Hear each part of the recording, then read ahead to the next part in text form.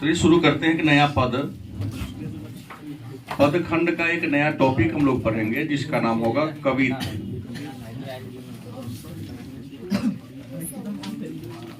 कवित का मतलब ये नहीं समझेंगे कि लिखने में गलती कर दी गई हो कि कविता होना चाहिए। हाँ, पाठ का नाम ही है कवित। और कवित्र के लेखक कौन है? भूषण।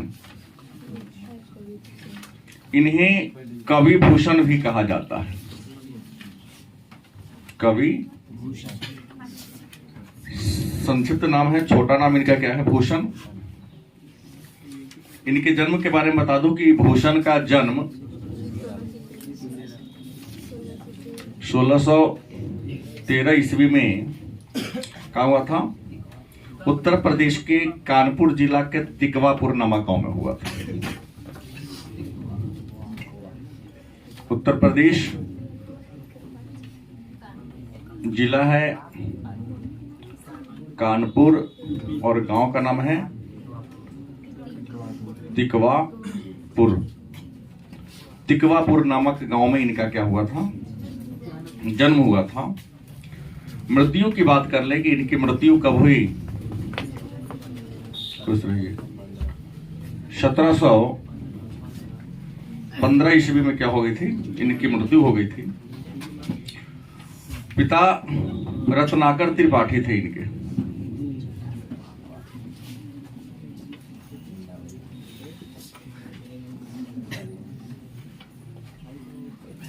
पिता का नाम क्या था? रत्नाकर त्रिपाठी। त्रिपाठी के हैं या तिवारी के हैं, दोनों में कोई अंतर नहीं है।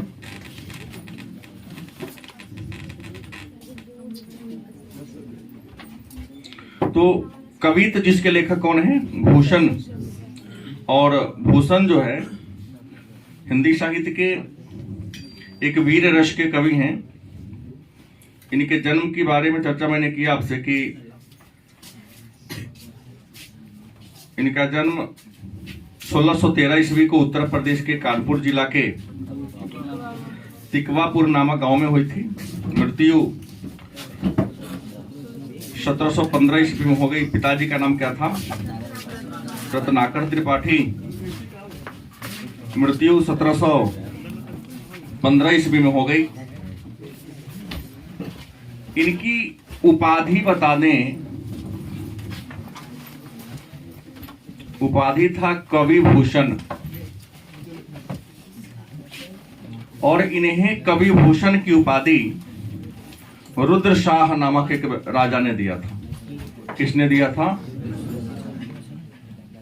रुद्र शाह, जो सोलंकी वंश के राजा थे।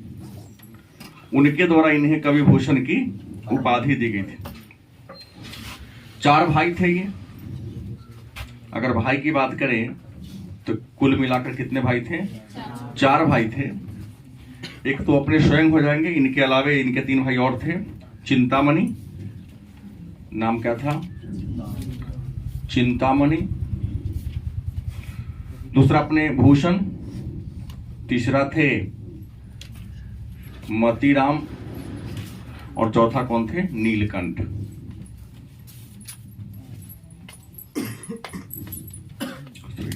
सबसे बड़े कौन थे? चिंतामणि। सेकंड में अपने भूषण स्वयं थे। तीसरा में कौन थे? मतीराम। चौथा में कौन थे? नीलकंठ। आपको बता दें, भूषण इनका नाम नहीं था। क्या था? उपाधि था। मन में होगा मूल नाम क्या था? इनका मूल नाम क्या था? तो इनका मूल नाम था जटाशंकर। मूल नाम क्या था? जटाशंकर इनका मूल नाम था। और आपको बता दें कि 2 राजाओं ने इन्हें अपने दरबार में संरक्षण प्रदान किया था। उनका नाम है क्रमशः। संरक्षण किसने दिया था इनको? तो सबसे पहले शिवाजी के दरबार में रहे कुछ वर्षों तक। शिवाजी मर गए तो शिवाजी के मरने के बाद शिवाजी का बेटा साहू राजा बना। तो कुछ वर्षों तक ये शाहू जी के दरबार में रहकर संरक्षण को पाए। और उसके बाद पन्ना मध्य प्रदेश का एक जिला है जो हीरा के लिए प्रसिद्ध है। पन्ना मध्य प्रदेश का क्या है, जिला है जहां हीरा की प्राप्ति होती है। तो पन्ना के राजा थे छत्रसाल। कौन? छत्रसाल। तो ये 3 शासकों के संरक्षण में रहकर भूषण ने क्या लिखी थी? कविताएं लिखी थी। भाषा की बात करें, हर कवि किसी न किसी भाषा में कविता लिखा करते हैं। तो इनकी भाषा क्या थी? ब्रज भाषा थी। काल की बात करते हैं कि ये किस काल के कवि थे? तो हिंदी साहित्य के ये रीति काल के कवि थे। किस काल के कवि थे? रीति काल के कवि थे। और आज जिस पद को हम लोग पढ़ेंगे,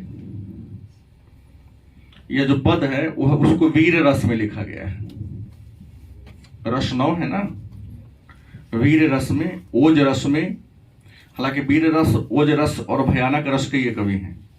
मतलब इनकी कविता अगर आप पढ़ोगे तो कविता में कोमलता का भाव देखने को नहीं मिलेगा, प्रेम और दया का भाव देखने को नहीं मिलेगा। ओजतापूर्ण इनकी कविताओं में हमेशा देखने को मिलती है। और ऐसे भी दरबारी कवि थे।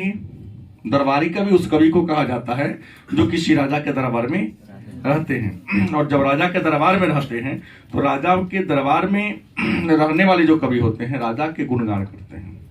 अपने कविता के माध्यम से राजा की या प्रशंसा करेंगे, उनकी वीरता का क्या करेंगे? बखान करेंगे। उनके दरबारी शान शौकत के बारे में क्या करते हैं? लिखने का काम करते हैं। तो रचना की बात करें कि इनके द्वारा लिखा गया प्रमुख पुस्तक कौन कौन है, रचना कौन कौन है? इनकी रचना है सबसे पहले शिवराज भूषण है कहीं, लेकिन मेन की बात मैं करूंगा। शिवराज भूषण, शिवराज भूषण में कवि भूषण ने मराठों के महानायक शिवाजी के वीरता के बारे में क्या किया है? बखान किया है। और शिवराज भूषण में 384 क्या है? छंद है। 105 अलंकार है। अलंकार मतलब होता है गहना, जो शब्द की, वाक्य की सुंदरता को बढ़ाने के लिए जिस शब्द का हम यूज करते हैं, प्रयोग करते हैं, उसी को क्या कहते हैं? अलंकार कहते हैं। तो शिवराज भूषण में किसके बारे में चर्चा है? शिवाजी के वीरता के बारे में, शिवाजी के गुणों के बारे में, शिवाजी की विशेषताओं के बारे में चर्चा है। और शिवराज भूषण में 384 छंद और 105 क्या है? अलंकार है। इनका जो दूसरा रचना है उसका नाम है शिवा बावनी। और एक बताते कि शिवा बावनी में भी शिवाजी की वीरता का ही वर्णन है। शिवा बावनी में भी शिवाजी के वीरता का वर्णन है। और इसमें कितने छंद हैं? 52 छंद। शिवा बावनी में कितने छंद हैं? 52 छंद हैं। और तीसरा जो है मुगल छत्रसाल दशक है। क्या है? ये 3 इनकी मुख्य रचना। इसके अलावा और भी रचनाएं हैं, जैसे भोजन हजारा, भूषण हजारा, भूषण उल्लास, दूषण उल्लास, इनकी प्रमुख रचना और भी हैं। लेकिन ये 3 प्रमुख रचना है जिनके लिए हिंदी साहित्य के क्षेत्र में भूषण का नाम बड़ी मान सम्मान के साथ क्या होता है? लिया जाता है। और छत्रसाल दशक में इन्होंने सोलंकी वंश के राजा छत्रसाल के वीरता के बारे में इन्होंने क्या किया है? चर्चा किया है। तो थोड़ा एक बार और चर्चा कर ले कि ये भूषण थे कौन। तो भूषण हिंदी साहित्य के रीति काल के एक महान कवि थे। भूषण कौन थे? तो हिंदी साहित्य के रीति काल के एक महान कवि थे। इनका जन्म 1613 ईस्वी में उत्तर प्रदेश के कानपुर जिला के तिकवापुर नामक गांव में हुआ था। इनकी मृत्यु 1715 ईस्वी में हो गई। इनके पिता का नाम था रत्नाकर त्रिपाठी। 4 भाई थे। सबसे बड़े चिंतामणि, दूसरे नंबर पर जटाशंकर, जो आगे चलकर कवि भूषण के नाम से प्रसिद्ध हुए। तीसरे का नाम थे मतीराम। चौथे का नाम क्या था? नीलशंकर, सॉरी नीलकंठ। इनके बारे में कहा जाता है कि चिंतामणि जो बड़े भाई थे उनकी पत्नी को बड़ा टॉर्चर करती थी, परेशान करती थी खाते पीते समय। एक बार की कहानी है कि भोजन करने बैठे, थोड़ा सब्जी में शायद या किसी पकवान में थोड़ा सा नमक क्या था, कम था। उसने का डिमांड किया कि भाभी थोड़ा सा क्या दो, नमक दे दो। इसने कहा कि नमक, भाभी ने क्या टोन में कहा कि नमक कमा कर लाओ, तो नमक का क्या करो, डिमांड करो। कमाता है नहीं, रोज डिमांड पे क्या करता है, डिमांड करता है कि भाई नमक कमा के तो लाओ। हमारे हस्बैंड कमाते हैं तो लोग बैठकर भोग लगाते हो। खाना को छोड़ दिया, घर से क्या हो गए, निकल गए उसी समय। खाना को छोड़कर क्या हो गए, घर से निकल गए। और घर से निकलकर शिवाजी के संरक्षण में रहा, ज्ञान अर्जन किया। शिवाजी के बाद साहू जी, उसके बाद छत्रसाल, और छत्रसाल ने ही इसी वंश के अगले जो राजा थे कवि भूषण, जिन्होंने इन्हें रुद्र शाह, जिन्होंने भूषण की उपाधि दिया। और एक इतिहासकार लिखते हैं हिंदी साहित्य के ही कि जब इन्होंने धन अर्जित किया तो 1 क्विंटल नमक और 1 लाख रुपया घर गए नहीं है दोबारा, अपने भाभी के भिजवा दिए कि लोग कमा के लाया हूं, अब जब भी भोजन में करने आए तो नमक का के लिए ताना मत देना। 1 लाख रुपया और नमक की बोरी भेजा था इन्होंने। इनका नाम हमने कहा मूलशंकर था। इन्होंने शिवाजी, साहूजी और छत्रसाल के संरक्षण में रहकर कविताएं लिखी या कहानियां लिखी। इनकी भाषा क्या थी, ब्रज थी। और काल की बात करते हैं तो ये हिंदी साहित्य के रीति काल के कवि हैं। और आज जिस पद को हम लोग पढ़ेंगे कवित को, वह किस पद में लिखा, किस रस में लिखा गया है, वीर रस की यह कविता है। इनकी प्रमुख रचना है शिवराज भूषण, शिवा बावनी और छत्रसाल दशक। शिवराज भूषण में 384 छंद, कितने छंद है, 384 छंद है, 105 अलंकार है। शिवा बावनी में 52 छंद है। और छत्रसाल दशक इसमें 10 गो छंद है। कितने छंद है, 10 छंद है। नाम से लग रहा है शिवा बावनी में 52 छंद, छत्रसाल दशक, दशक माने 10, इसमें छंद है। बात समझ गए? तो आइए इन्हीं के बारे में हम चर्चा करते हैं। हमने पहले ही कहा कि शिवराज भूषण में शिवाजी की वीरता का बखान है और शिवा बावनी में भी शिवाजी की वीरता का ही क्या है, बखान है। तो इसमें कितने पद हैं, पद कितने हैं, 2 हैं। प्रथम पद में किसकी वीरता है, शिवाजी की वीरता है। प्रथम पद में शिवाजी के बारे में चर्चा है और दूसरे पद में किसका, हाँ, छत्रसाल के वीरता के बारे में क्या है, चर्चा है। सबके हाथ में पुस्तक है ना? आइए शुरू करते हैं। कवित भूषण के द्वारा लिखा गया वीर रस या रौद्र रस में लिखा गया यह पद है। लिखा है, इंद्र जिमी जंभ पर, ब्रज भाषा में है, ध्यान देंगे। इंद्र जिमी जंभ पर, बारब ज्यों अम्भ पर, रावण संदर्भ पर, रघुकुल राज हैं, पौन बरिवाह पर, शंभु रतिनाह पर, ज्यों सहस्त्र बाहों पर, राम द्विजराज हैं, दवा द्रुम दंड पर, चिता मृग झुंड पर, भूषण बिटुंड पर, जैसे मृगराज हैं, तेज तम अंश पर, कान जिमी कंस पर, योमलेश वंश पर, शेर शिवराज है।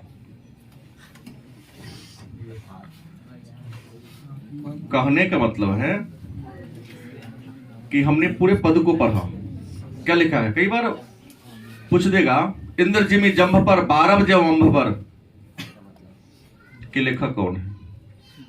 कविता के बीच में से भी किसी सेंटेंस को, किसी वाक्य को उठाएगा और वस्तुनिष्ठ में डाल देगा, या बीच का लाइन भी दे देगा कि पौन परिवाह पर, शंभु रतिनाह पर, ज्यों सहस्त्र बाहों पर राम द्विज राज हैं, दमा ध्रुव दंड पर चिता मृग झुंड पर, भूषण बिटुंद पर जैसे मृग राज हैं। बीच के लाइन को भी दे देगा, कहेगा भाव स्पष्ट करे, तो पूरा लिखना होगा। ये नहीं कि केवल उसी लाइन का अर्थ लिखोगे। ये जो पहला पद है, इसमें कवि भूषण ने शिवाजी के वीरता का बखान करने के लिए अलग अलग उदाहरण या उपमा दिया है। जैसे लिखा इंद्र जिमी जंभ पर, मतलब जिस प्रकार जमराज पर इंद्र का आधिपत्य है, इंद्र के देखकर जमराज थर थर कांपता है। 12 बजे अंब पर, अंब मतलब क्या होता है? आकाश। कई बार बादल आकाश को क्या कर देता है? ढक देता है, दिखने देता है? नहीं दिखने देता है। वही लिखा कि इंद्र जिमी जंभ पर, 12 बजे अंब पर, रावण संदर्भ पर रघुकुल राज हैं। जैसे यमराज पर इंद्र का राज चलता है, दबदबा चलता है। यमराज जिस प्रकार इंद्र के डर से थरथर कांपता है, जिस प्रकार बादल अंब मतलब आकाश को भी क्या कर ढक देता है, उसी प्रकार जिस प्रकार रघुकुल के राजा श्री राम रावण को क्या कर दिया? परराज किया, उन्हें पराजित कर दिया। पौन बड़ी बाह पर शंभुरति नाह पर, पौन पौन मतलब पवन, हवा। पौन बड़ी बाह पर, बादल का झुंड कितना ही बड़ा क्यों ना हो, लेकिन हवा का झोंका आते ही बादल क्या होता है? तितर बितर हो जाता है। कई बार आपने देखा होगा। शब्द का चयन इन्होंने बड़ी सुंदर तरीके से किया है कि पौन बड़ी बाह पर शंभुरति नाह पर, पवन का झोंका बादल के झुंड को तितर बितर कर देता है, बादल को टाल देता है। उसी प्रकार जैसे भगवान शिव क्या लिखे? शंभुरति नाह पर। शंभु भगवान शिव का ही पर्यायवाची है। भगवान शिव रति को, कामदेव को क्या कर लिया? जीत लिया। कामदेव मतलब काम वासना। जैसे किसी सुंदरी को देखकर आपका मन अनायास से उसके प्रति आकर्षित हो जाता है। ऋषि मनीषी सबका ये हुआ। कामदेव कहा कि भगवान शिव के पास गया कि महाराज आपको भी मैं डिगा दूंगा। नहीं, शिव ने कहा हमें डिगा दे, सृष्टि में कोई उत्पन्न ही नहीं हुआ, उसी को जला के नष्ट कर दिया। अपनी ज्वाला से कामदेव को ही जला दिया उन्होंने। तो कामदेव सबको पराजित किया। सृष्टि की ऐसी कोई शक्ति ही नहीं है जिस पर उन्होंने अपना दबदबा मोहमाया में नहीं फंसाया। लेकिन भगवान शिव को के पास गया तो भगवान शिव ने उसे क्या कर दिया? जला दिया। उदाहरण देते हैं, ज्यों सहस्त्र बाहों पर राम द्विज राज हैं। सहस्त्र बाहों क्या था? कि राक्षस था, उसे हजारों बाह थी। क्या थी? हजारों बाह थी। और परशुराम, भगवान राम फरसा लेकर जन्म लिए। नाम क्या पड़ गया? परशुराम। और अपने फरसा से सहस्त्र बाहों का क्या कर दिया? अंत कर दिए, नाश कर दिए। वही लिखा है कि ज्यों सहस्त्र बाहों पर राम द्विज राज हैं, सहस्त्र बाहों पर परशुराम ने जैसे क्या कर दिया? राज किया, उनका अंत किया। दवा द्रुम दंड पर चिता झुंड, दवा द्रुम दंड पर चिता मृग झुंड पर। क्या लिखे? दवा द्रुम दंड पर चिता मृग झुंड पर।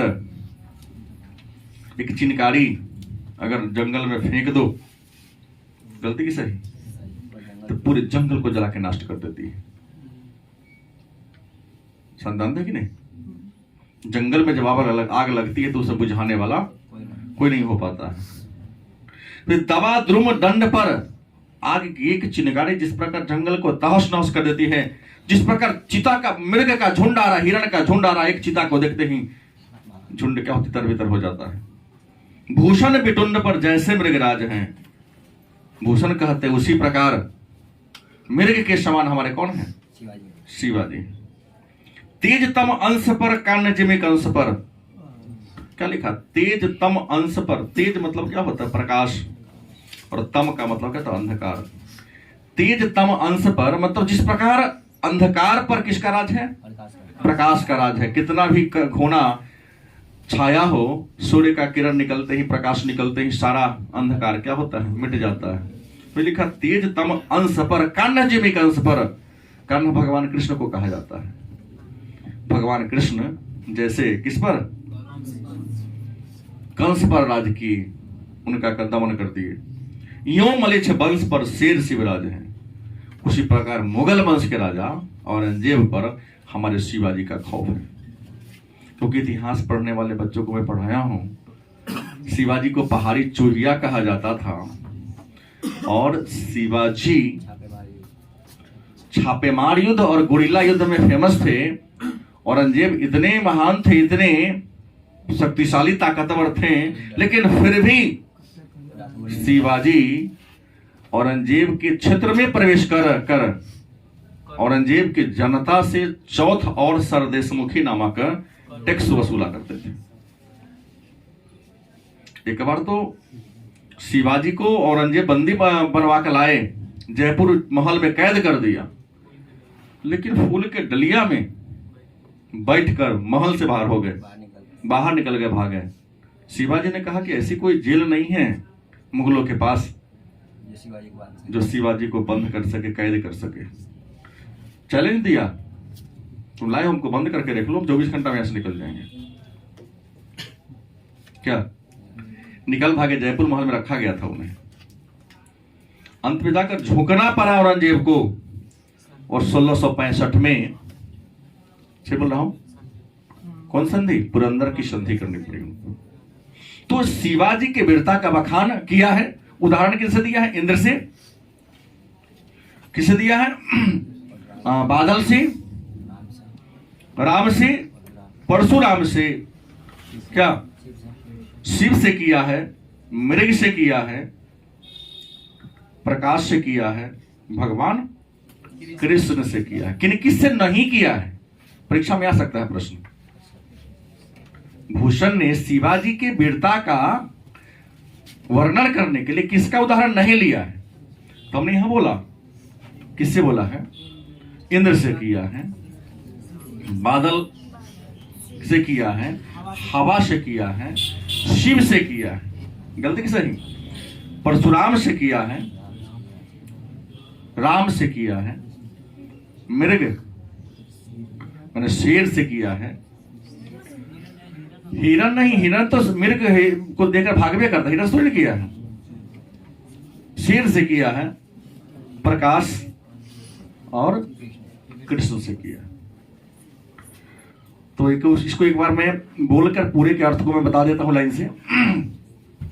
लिखा है, इंद्र जिमी जंभ पर, बारब ज्यों अंब पर, रावण संदर्भ पर, जैसे रघुकुल राज हैं, पौन बड़ीवाह पर, शंभु रतिनाह पर, ज्यो सहस्त्र बाहु पर, रामद्विज राज हैं, दवा द्रुम दंड पर, चिता मृग झुंड पर, भूषण बिटुंड पर, जैसे मृग राज हैं, तेजतम अंश पर, कान जिमी कंस पर, यो मलेच्छ वंश पर, शेर शिवराज हैं।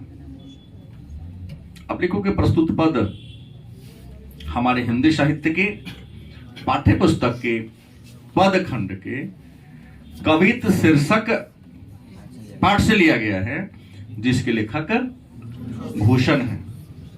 भूषण ने इस पद में मराठों के महानायक नहीं, छत्रपति शिवाजी के वीरता का बखान किया है। और छत्रपति शिवाजी के वीरता का बखान करते हुए लिखते हैं कि जिस प्रकार इंद्र का यमराज पर आधिपत्य है, जिस प्रकार इंद्र का यमराज पर अधिकार है, आधिपत्य है, दबदबा है, जिस प्रकार बादलों का झुंड आकाश को ढक देती हैं, जैसे श्री राम ने रघुकुल शिरोमणि श्री राम ने रावण पर अपना आधिपत्य जमा लिया, जैसे हवा का झोंका आते ही बादल तितर बितर हो जाता है, जिस प्रकार भगवान शिव ने रति को, कामदेव को क्या कर दिया, अंत कर दिया, जिस प्रकार सहस्त्रा बाहु पर परशुराम ने विजय प्राप्त कर लिया, जैसे हिरण के झुंड एक शेर को देखकर तितर बितर हो जाता है, उसी प्रकार हाथियों पर सवार हमारे शिवाजी महाराज हैं। जिस प्रकार प्रकाश को आते ही अंधकार दूर भागने लगती है, और जिस प्रकार हमारे कान्ह भगवान कृष्ण ने कंस पर अपना प्रभाव जमाया, उसी प्रकार मुगल वंश के राजा औरंगजेब पर हमारे शिवाजी का क्या है, प्रभाव है। तो इतना आपको लिखना पड़ेगा, क्योंकि पद के हर लाइन में जो जो बातें लिखी गई आपको देना पड़ेगा। दूसरा पद है, उसमें छत्रसाल सोलंकी वंश के राजा छत्रसाल के बारे में, उनके वीरता के बारे में, उनके तलवार की धार के बारे में चर्चा इन्होंने किया है, और यह भी वीर रस में लिखा गया है। लिखा है, निकसत म्यानते मयूख प्रलय भानु कैसे, फारे तम तोम से ज्ञंदन के जाल को, लागति लपकी कंठ बैरिन की नागिन सी, रुद्र ही रिझावे डेडे मुंडन की माल को।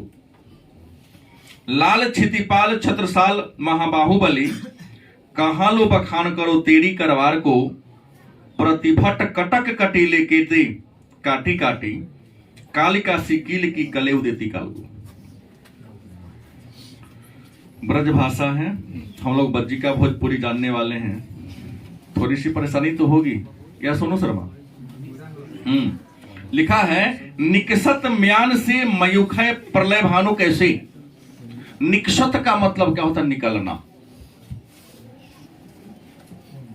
प्रलय माने का तो विध्वंस करने वाला, भानु मतलब क्या होता है, सूर्य। म्यान का मतलब तलवार का रखने का खोल, कोभर।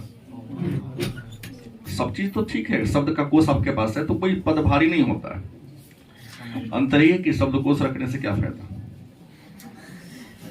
नहीं, टीचर का काम रखना, क्योंकि हमको पढ़ाना है। आप तो पास हो गए, जरूरत नहीं पड़ता है। लिखा, निकसत म्यान ते मयूख प्रलय भानु कैसी। लिखते हैं कि जब छत्रसाल का तलवार म्यान से निकलता है, जब छत्रसाल का तलवार उसकी क्या होता है, म्यान से निकलता है, प्रलय भानु कैसी, तो लगता है कि सूर्य के समान, सहस्त्रों सूर्य के प्रकाश के समान चमकीना प्रतीत होता है। फारे तुम से ज्ञंदन के जाल को, जैसे सूर्य का प्रकाश निकलता है ना तो अंधकार दूर भाग जाता है। ज्ञंदन यहां हाथियों के झुंड के लिए प्रयोग किया गया है कि जैसे ही छत्रसाल की तलवार म्यान से निकलती है तो हाथियों का झुंड, जो लगता है कि घनघोर काली छाया के समान टूटी आ रही इन पर, तलवार निकलते ही सारा झुंड क्या होता है, तितर बितर हो जाता है, क्योंकि लड़ने का इनका तरीका ऐसा है। लागत लपकी कंठ बैरिन की नागिन सी। लिखते हैं कि लगता है कि जिस प्रकार नागिन अपने दुश्मन पर जैसे वार करती है, नागिन नाग का जोरा होता है, उसके नाग को मार दो, नहीं, 100 को ताला बंद करके आप गेट में घुसो, बिना नागिन आपको मारे दम नहीं लगेगी, अगर उसके शरीर में जान है तो। वैसे ही कहते हैं कि छत्रसाल जो है अपने दुश्मन पर ऐसी छरपते हैं, लपकते हैं, लागो कि नागिन नहीं तो गोल गोल घुमा घुमा के अपने दुश्मन को ये कर रही है। रुद्र ही रिझावे दे दे मुंडन की माल को, ऐसे लपकती है, गर्दन को काटती हैं कि लगता है कि भगवान शिव पर आज भांग धतूरा नहीं चढ़ेगा, मुंड का माला ही चढ़ेगा। मुंड को ऐसे काट रहे जैसे फूल तोड़ रहा हूं। रुद्र ही रिझावे दे दे मुंडन की माल को, ये कहते हैं कि भगवान रुद्र शिव को रिझाने के लिए, प्रसन्न करने के लिए लगता है कि गर्दने के माला ही चढ़ेंगे। लाल छितिपाल छत्रसाल महाबाहुबली, कहां लो बखान करो तेरी करवार को। कवि भूषण कहते हैं कि हे छत्रपाल, हे महाबाहुबली, हे बलशाली बलिष्ठ राजा, मैं आपकी और आपके तलवार का बखान कहां तक करूं, क्योंकि आपके वीरता का बखान करने के लिए हमारे पास शब्द का भंडार नहीं है, हमारे शब्दकोश में वह शब्द नहीं है जिससे मैं आपके वीरता को अलंकृत कर सकूं। वही लिखा कि लाल छितिपाल छत्रसाल महाबाहुबली, कि हे महाबाहुबली, कहां लो बखान करो तेरी करवार को। मैं आपकी तलवार के बारे में बखान करने में सक्षम नहीं हूं। लिखते हैं, प्रतिभट कटक कटीले केते काटी काटी, कालिका से कील की कलेव देती काल को। मतलब आप ऐसे अपने दुश्मनों को काटते हैं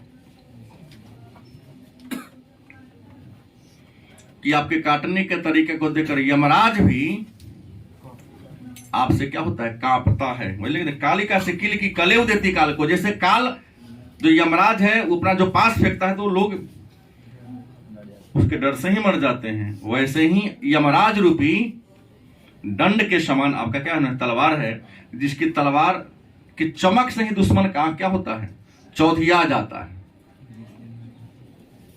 गर्दन पर तलवार पड़ा नहीं, उससे पड़ने से पहले ही मर जाता है। इसलिए आपकी वीरता का बखान करना कदापि संभव नहीं। अगर ये पूछ दे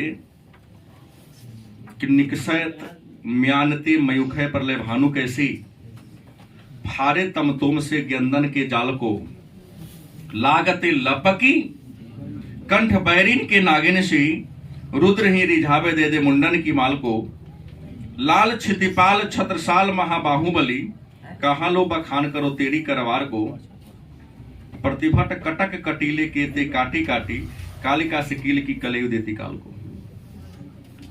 पद तो पूरा लिखना आपको नहीं है, लेकिन परीक्षा में नंबर लाना है तो आपको याद करना पड़ेगा।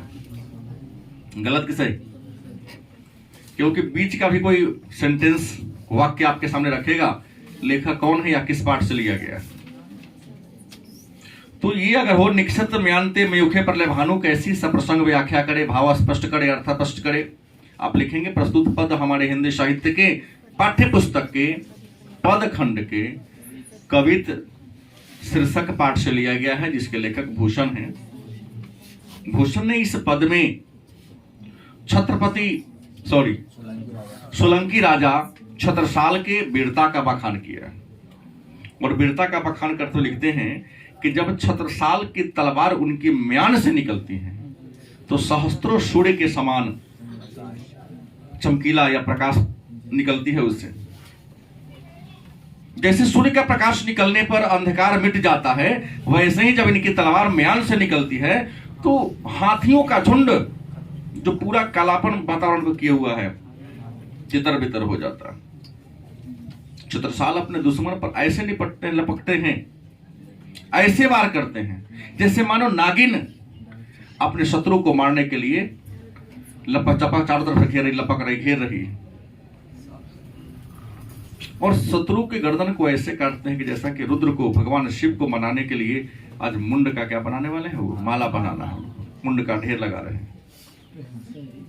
इसलिए कहते हैं कि हम आपके वीरता का बखान करने में सक्षम नहीं है, ना आपके वीरता का, ना आपके तलवार के धार का, क्योंकि हमारे शब्दकोश में वह शब्द ही कम पड़ जाता है आपके वीरता का बखान करने के लिए। क्योंकि आपने दुश्मन को ऐसे काटते हैं कि आपके काटने के तरीके को देखकर काल भी क्या होता है, थर्रा जाता है। तो ये पद है।